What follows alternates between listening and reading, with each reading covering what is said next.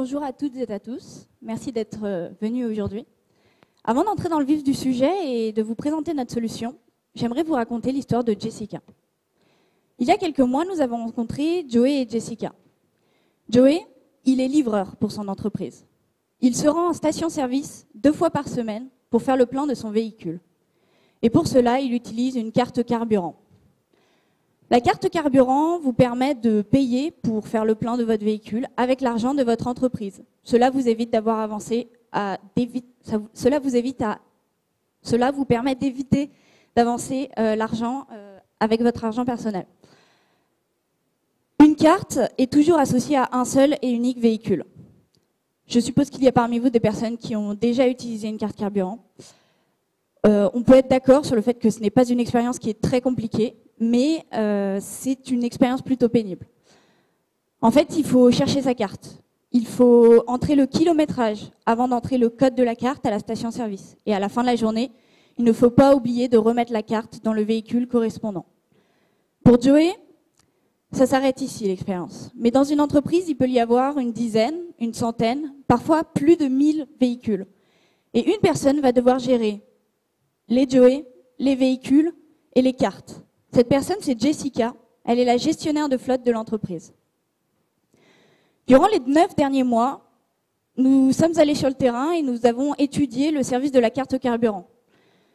Nous avons rencontré plus de 20 gestionnaires de flotte comme Jessica et 50 conducteurs comme Joey en France, au Brésil avec notre équipe partenaire et également en Allemagne.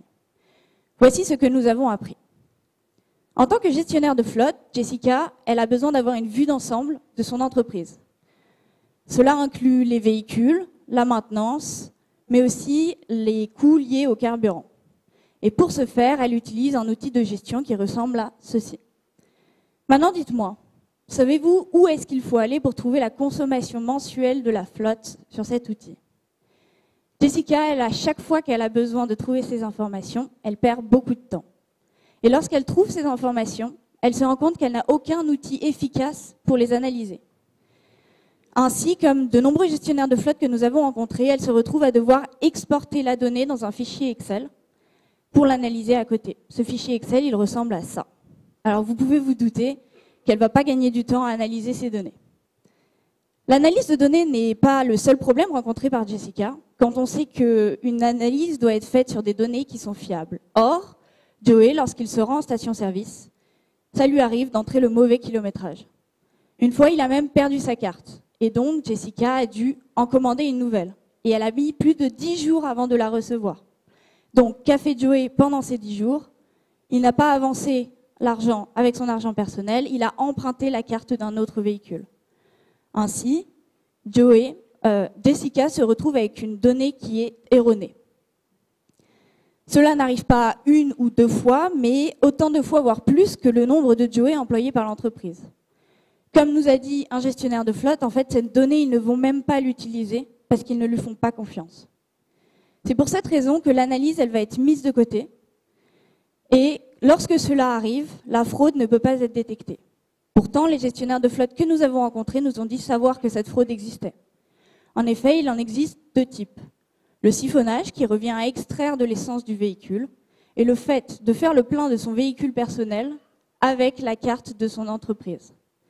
Cette fraude, elle a un coût, puisqu'en effet, Pierre-Emmanuel nous a dit que pour sa flotte, il estime que la fraude détectée leur coûte environ 50 000 € par an. D'autre part, parmi les 20 gestionnaires de flotte que nous avons rencontrés, la plupart nous ont avoué ne pouvoir passer que 10% de leur temps sur de la gestion de flotte, car ce n'est pas leur seule mission. Ainsi, comme Claire nous le résume, aujourd'hui, je n'ai pas une demi-heure à consacrer à ça.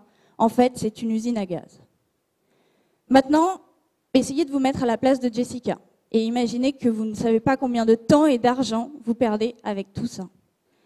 Et si on pouvait dire à Jessica qu'elle n'avait plus à se soucier de la fraude, ou que la logistique pouvait être simplifiée, ou encore qu'elle pourrait trouver n'importe quelle donnée fiable en un seul clic. Le futur des véhicules est électrique et les solutions sont développées pour des flottes de véhicules électriques. Mais qu'en est-il d'aujourd'hui? Alors qu'un quart des véhicules dans le monde sont des véhicules de flotte, plus de 99% d'entre eux sont des véhicules à essence ou diesel. Et quels sont les outils de gestion des coûts de carburant à disposition des gestionnaires de flotte aujourd'hui? Ce sont ceux-ci. Alors à la place de Jessica, est-ce que vous aimeriez les utiliser? Personnellement, non. C'est donc pour répondre à l'ensemble des problématiques que nous venons de vous exposer que nous sommes très fiers aujourd'hui de vous présenter notre service de gestion des coûts de carburant et de prévention de la fraude, Upsend. Fiabilité, gain de temps et sécurité. 3 mots qui représentent Upsend, 3 mots qui représentent les 3 solutions que propose Upsend. Rentrons dans le vif du sujet. Nous avons pu voir précédemment que la carte carburant était très utile aux conducteurs. Cependant, elle est aussi liée au problème de logistique, n'envoie pas des données toujours fiables, et quand la fraude arrive, la carte carburant ne permet pas d'alerter. Upsend résout ces problèmes. Tout d'abord, plus de problèmes de logistique de cartes, car les cartes ne seront plus utilisées. À la place, Upsend propose aux conducteurs d'utiliser l'application que vous voyez à l'écran. Très simple d'utilisation, elle permet au conducteur de s'authentifier directement depuis son véhicule. Le principal intérêt, c'est que ça permet au conducteur d'être devant les informations qu'il doit saisir au moment où il doit les saisir. Ainsi, Joe n'a plus à se prendre la tête à essayer de mémoriser le kilométrage de son véhicule et les données envoyées à Jessica sont beaucoup plus fiables. Avec une recherche très peu intuitive de l'information, l'ancienne plateforme pouvait faire perdre beaucoup de temps à Jessica. Nous avons décidé de construire notre nouveau site avec un objectif en tête, rendre à Jessica le temps qu'elle aurait perdu. Pour ce faire, nous avons fait une emphase sur la lisibilité du site. Des aperçus de coûts de carburant et le kilométrage sont accessibles dès l'entrée sur le site. Des diagrammes généraux sont disponibles dans l'onglet « Analyse » afin que Jessica n'ait plus à les faire soi-même sur Excel. La gestion des comptes conducteurs, des véhicules et des alertes se fait désormais plus simplement grâce à un affichage épuré. Et finalement, comme nous savons que chaque Jessica a ses propres besoins d'analyse, que chaque flotte, chaque entreprise est différente, Upsend met à disposition un chatbot s'inspirant de ChatGPT qui ira fouiller et analyser la banque de données pour répondre aux besoins d'analyse de Jessica de façon simple et efficace. Avec ces améliorations, la fraude peut être mise au premier plan. Si ce problème touche notamment les compagnies de camions, il arrive que cela impacte aussi les flottes de voitures. Avec les outils mis à disposition par Upsend, les gestionnaires de flotte passeront peut-être plus de temps à essayer de prévenir de cette fraude. C'est pour cette raison qu'Upsend développe une dernière solution pour compléter son offre. Pour savoir si un vol a été commis, si de l'essence a été prise depuis un véhicule, ou si au moment du plein, le carburant ne va pas dans le bon réservoir, Upsend propose aux entreprises d'équiper leurs véhicules de cet outil télématique, un OBD, On-Board Diagnosis. Une fois connecté au véhicule, cet outil va pouvoir communiquer avec la plateforme de gestion et connaît à tout moment la quantité de carburant à l'intérieur du réservoir du véhicule. Ainsi, il pourra détecter s'il y a une tentative de siphonnage et au moment du plein, sera en mesure de comparer l'essence qui a été payée à l'essence qui est effectivement rentrée dans le réservoir du véhicule. Pour passer d'un système d'alerte à une protection active, Upsend propose finalement d'équiper les véhicules du tube, ce que vous voyez à l'écran. Le tube se positionne entre la goulotte du réservoir et le réservoir lui-même. La mise en place étant faite par un garagiste. Grâce à une grille, le tube va empêcher activement le siphonnage d'arriver, car les tuyaux ne pourront plus entrer dans le réservoir. Et comme pour l'OBD, il va pouvoir comparer l'essence qui a été payée à l'essence qui est rentrée dans le réservoir grâce à un débitmètre au cœur du dispositif. Ce sont les 3 solutions que propose Upsend aux entreprises. Une application qui garantit une fiabilité, une plateforme de gestion qui garantit un gain de temps et un outil télématique qui garantit une sécurité. Nous manquons de temps pour vous en dire plus. Si vous êtes intéressé quant aux nouvelles expériences que pourront vivre Jessica et Joe dans le futur, je vous invite à venir les tester à notre stand. Time flies, make it worth it. Merci de votre attention.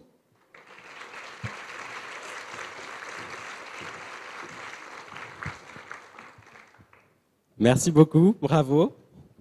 Ils sont bons, hein. Et maintenant, je vais pouvoir inviter Antoine Rochette de Landes à nous rejoindre, qui était donc le sponsor de la part d'Edenred, qui a pu les suivre, nos étudiants, tout au long de cette année. Antoine.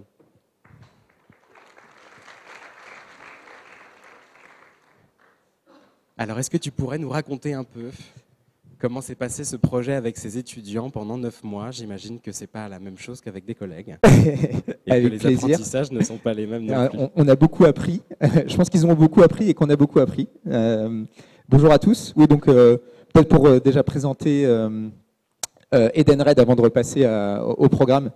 Je ne sais pas si vous connaissez tous Edenred, vous connaissez peut-être un peu le ticket restaurant.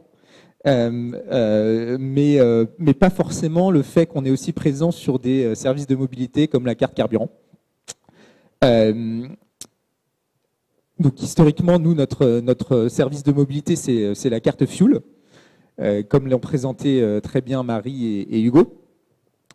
Mais l'ambition qu'on a avec Edenred Mobility, en fait, c'est de devenir le partenaire principal des flottes pour transitionner vers une mobilité verte. Donc ça veut dire les accompagner vers la transition aux véhicules électriques, les accompagner dans la gestion de flotte avec des services de gestion de flotte et agréger tous les services que peut avoir une flotte et plus loin, aller vers des services de mobilité pour tous les employés. Voilà un peu pour Edenred. Et pour revenir donc sur le programme qu'on a eu avec Marie, Hugo et Cyprien. Donc ça a été 9 mois assez intenses. Je pense qu'on a beaucoup appris de ce programme de notre côté. Déjà, je pense le premier point sur lequel je voulais revenir, c'était ce qu'on avait appris sur nos clients. Ça peut être bête à dire, mais en fait, on a tendance à pas assez passer de temps avec nos clients. Et la méthode du cours et la méthode du projet a vraiment permis pour nous de comprendre des choses sur ce que voulaient nos clients et ce qu'ils ne voulaient pas. Ça nous a aussi permis d'obtenir un point de vue des différences à l'international entre le marché brésilien, le marché allemand, le marché français, et comment ces clients se distinguaient dans ces 3 marchés. Ça nous a permis de remettre en cause nos intuitions. Nous, on était partis sur des intuitions vraiment sur des services très digitaux, sur du paiement digital dans la voiture. Le sujet initial du cours, c'était Hacking in-car payment. Et ce que nous ont dit les étudiants et qui était très intéressant, c'était que, en fait, oui, les clients veulent du digital, en tout cas les chauffeurs de véhicules veulent du digital, mais pas à tout prix et pas forcément partout. Ça, c'était vraiment une première information hyper importante pour nous. Et en fait, ça nous a permis de fermer certaines portes, de fermer des portes sur des projets qu'on aurait pu avoir et de nous dire, en fait, ce service-là, le paiement directement dans la voiture, par exemple, c'est pas forcément ce que veulent les clients. Et ça, pour nous, ça a été hyper intéressant. Oui, parce que le projet était à l'origine acté sur tous les Joe, donc sur les conducteurs. Voilà. Et c'est vrai qu'un des plus grands obstacles en quête qui a été rencontré, c'est le moment où ils ont réalisé que le plus grand pain point, les plus grands points de douleur n'étaient pas vécus par les Joe, mais plutôt par les Jessica, ici, donc par tous les gestionnaires de flotte. Qui a remis en cause pas mal de choses dans le projet. Mais qui est aussi dans le processus normal du projet, quoi. Voilà. Et in fine, ce qu'on en retire, c'est plein de bons feedbacks pour les produits qu'on développe, en fait. Donc les produits que vous ont montré l'équipe, à la fois une application pour les conducteurs et à la fois une plateforme pour les gestionnaires de flotte, sont des produits qu'on développe aussi en interne aujourd'hui. Et on va pouvoir se servir de tous les feedbacks clients qu'ils ont eus, de toutes les différentes features qu'ils ont pu tester pour améliorer ces outils-là chez Edenred. Peut-être aussi un retour sur justement les quelques challenges que l'équipe a surmontés pendant le projet et qui font que ça a été vraiment un projet intéressant pour nous et je pense pour eux. Le premier, c'est ce qu'on disait au départ, c'est en fait on était parti d'un problème qui était plutôt une solution, parce que nous, on voulait une solution. On était peut-être trop impatients et dire en fait hacking in-car payment, nous on avait en tête que les étudiants allaient nous développer une application de paiement de l'essence dans la voiture. Et en fait, ce qu'on a compris et ce que l'équipe nous a fait comprendre, c'est que c'était une solution à un problème que les chauffeurs n'avaient pas forcément. Donc, on a eu beaucoup de débats, on a demandé, on a challengé, on voulait vraiment comprendre, être sûr si on changeait de voie, d'avoir tous les éléments pour dire, en fait, c'est pas le problème auquel il faut répondre, c'est un autre problème. C'est celui des gestionnaires de flotte, c'est celui de la qualité de la donnée, c'est celui d'offrir une vue d'ensemble et cohérente de la flotte aux gestionnaires de flotte. Le challenge aussi, c'est pour nous et pour l'équipe, la rencontre un peu de deux mondes, la rencontre d'un monde de l'entreprise, surtout d'une équipe.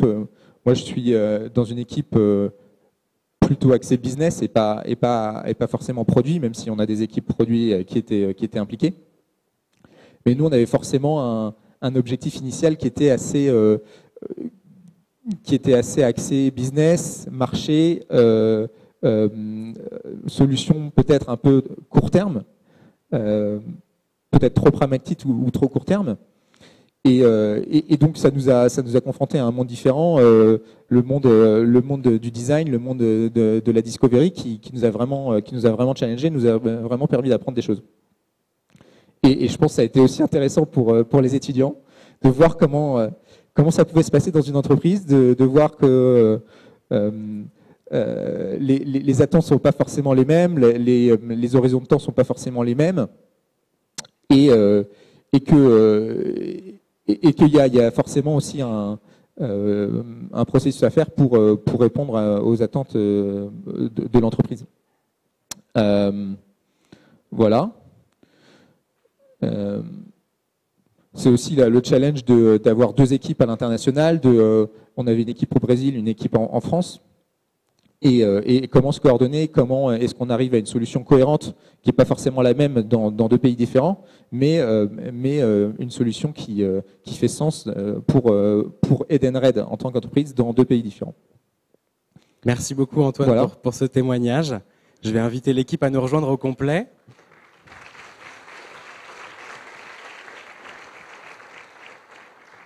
Et savoir si parmi vous, vous avez des questions à leur poser à cette équipe ou à ce sponsor. Oui ?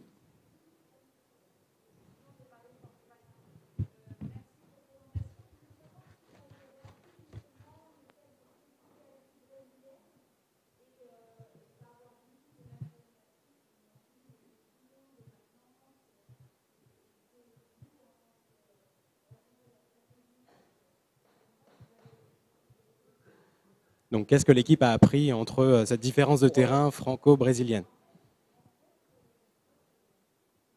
C'est bon? Oui. En fait, ce qui m'intéresse, c'est de savoir de la part de l'équipe comment ça a fait tomber peut-être un certain nombre de suppositions, et vous, de votre côté, comment ça a interrogé vos équipes pour finalement re-questionner et se dire que c'était peut-être une bonne idée à long terme de pouvoir échanger aussi avec des gens qui ont un peu les mêmes missions que vous. Alors, effectivement, enfin, donc Edenred est très présent au Brésil et très présent en Europe, pas forcément en France, mais en Europe. On sait de fait qu'il y a des différences entre les marchés, entre les clients. Mais sûrement qu'on n'était pas allé assez sur le terrain pour dire, pour la problématique du paiement, voilà les besoins distincts des utilisateurs français et des utilisateurs brésiliens. Après, disons qu'on n'était pas non plus surpris de voir qu'il y avait des différences. Mais je ne sais pas si ça répond à votre question ou si la question était allait plus loin.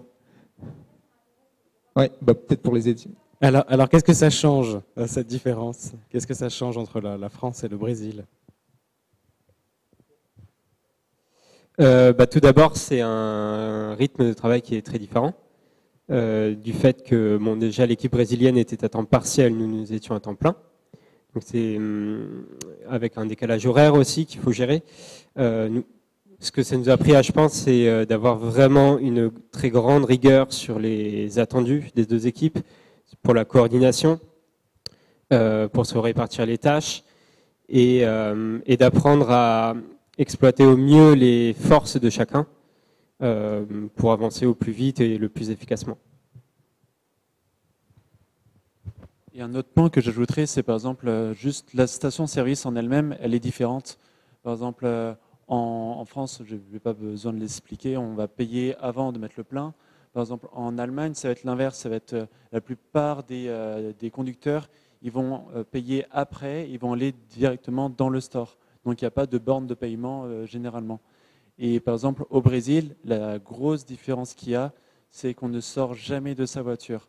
Donc ce qui veut dire, c'est qu'il y a toujours un pompiste qui est là, qui arrive à la voiture pour le paiement, pour mettre l'essence dans la borne, etc. Et donc ce qui se passe, c'est aussi les solutions que l'on a faites et qu'on a élaborées. L'équipe, que ce soit en France et au Brésil, on avait certains points communs, mais certaines solutions étaient aussi différentes selon le besoin qu'il y avait au Brésil et le besoin qu'il y avait en France. Merci beaucoup. Je ne sais pas si on a le temps pour une dernière question. Allez. Juste très rapidement, en fait, merci pour la présentation, c'est super. En fait, tu as répondu en partie à ma question. Je voulais savoir par rapport aux autres équipes, donc que ce soit Allemagne ou Brésil, à quel point ils ont participé à ce résultat, ou si eux avaient aussi un résultat à produire et s'il était vraiment différent du vôtre ou pas. Donc en fait, le gros point de travailler avec le Brésil, c'est qu'on a pu prototyper chacun pour les marchés. Nous, on a pu travailler beaucoup sur le marché européen, vu qu'on avait beaucoup de terrain en Europe, et eux plus sur le Brésil, sachant que le Brésil est très axé technologique. Donc en fait, ils ont déjà des sortes de... En fait, tu vas à la station essence et ta voiture va être détectée toute seule par la station. Tu ne sors pas, le paiement se fait tout seul. Tout est déjà très technologique là-bas, donc ils ont pu vraiment proposer des prototypages auxquels nous, on n'avait pas pensé parce que nos stations ne sont pas équipées comme ça. Donc en fait, ça a créé beaucoup de diversité et c'est eux en fait qui ont travaillé sur toute la partie on-board diagnostic, donc tout ce qui va être les télématiques, parce que leurs camions là-bas sont beaucoup équipés de ça. Nous, en France, on a du coup plus pensé à comment empêcher le siphonnage dans les véhicules et en fait, on s'est retrouvé avec deux solutions qu'on a pu regrouper ensemble à la fin. Merci beaucoup. Il va être temps de laisser la place à notre seconde équipe, l'équipe Omnicell.